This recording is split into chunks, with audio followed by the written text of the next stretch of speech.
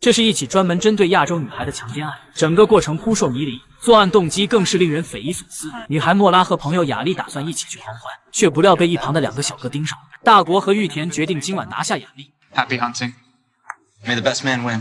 接着他俩向旅馆老板打听女孩们去了哪家酒吧，而这时好基友眼镜也赶了过来。本来他们就是3人小队，可是眼镜今晚拉肚子去不了，只能是大国和玉田2人前往。很快4个人就在酒吧相遇了，更是相谈甚欢。只是2个男孩的话题总是围绕着雅丽，甚至还一起和她跳起了热舞，气氛是相当暧昧。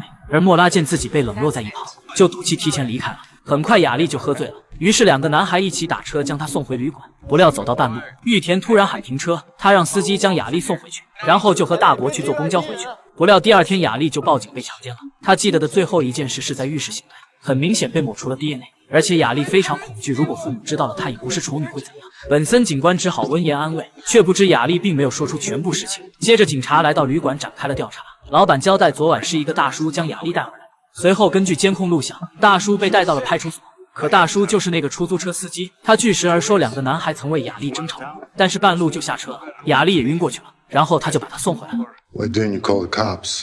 The cops? In my country, the police are worse than the criminals.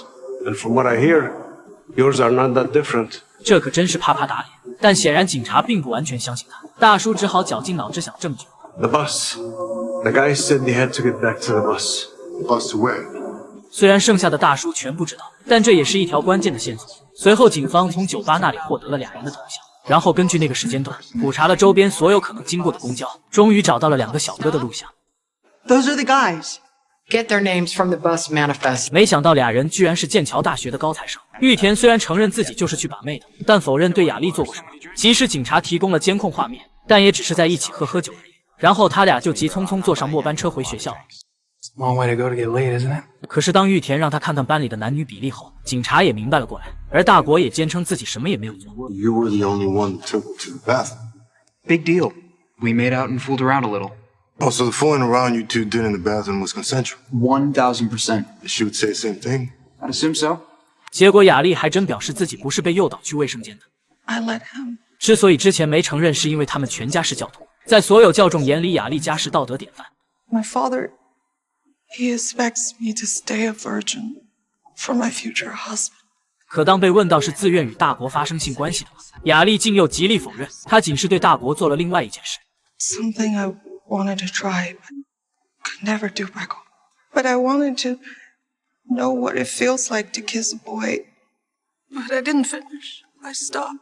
可这让案件更加扑朔迷离了。 Fact 1.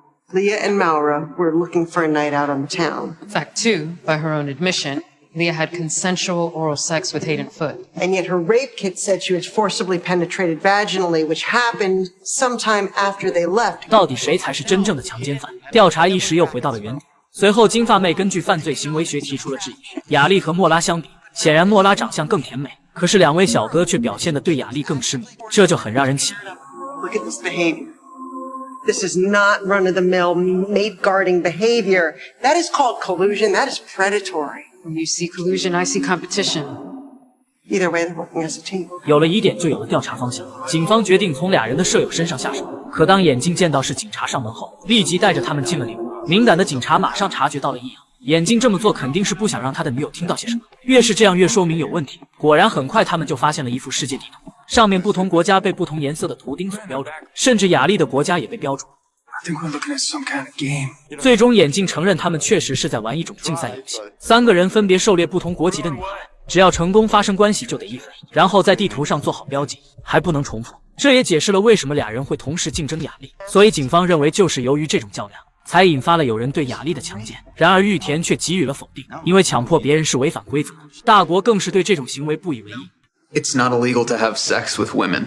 而为了套出强奸的实情，警察故意诱导是玉田为了赢得较量追上大国的分数。本森甚至在雅丽的国家多加了一个图钉。You think Frederick took a bus back down and raped her? That all depends on how badly you wanted to win. 不料玉田竟莫名其妙地相信大国不会那么做，警方一时也没了办法。这2个好胜心极强的家伙，甚至愿意互相揭发，但似乎非常相信对方的计分。到底是什么让他们相信对方插在每一个国家上的图钉是真实的？ Maybe there is a scorekeeper. 而就在警察们一头莫展之际，犯罪数据库突然传来了消息：几天前有一位非洲女孩遭到了类似袭击，妮可也是2个月前来纽约的，当时在旅馆遇到了3个小哥，然后他们就一起去了酒吧，对方好像将她当做了奖品，最后其中的白人单独进了她的房间。 He kissed me, said no, but he didn't stop. He pulled down his pants, lifted up my skirt, and that's when he forced himself. 随后，本森让妮可对凶手进行了辨认，结果妮可一眼就认出了大国，这下终于有了证据。然而，就在警察准备离开之际，妮可突然又说出了一件奇怪的事：1个周后，她接到了一通陌生电话，说她得了艾滋病。 Why is that strange? Because I never submitted the sample. 殊不知，这正是破案的关键。警方推断极有可能是剑桥大学参与了这事，因为他们确实有个遗传学院，能够利用遗传物质证明这些被征服女孩的唯一性。